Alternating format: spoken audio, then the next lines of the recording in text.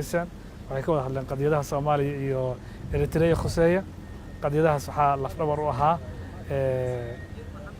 in la soo hadal qaado xiriirka labada shacbi ka dhexeeya labada shacbi xiriirka ka dhexeeya waxa uu ahaa mid isdhexqaada iskaashi ah degaan wadaag ah halgan wadaag ah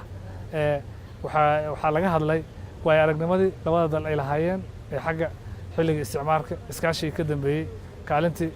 ay lahaayeen Soomaaliya ku lahayd dalka gobonimadiisa iyo kaalintii Eritrea xilliyadii adkaa ee Soomaaliya soo maray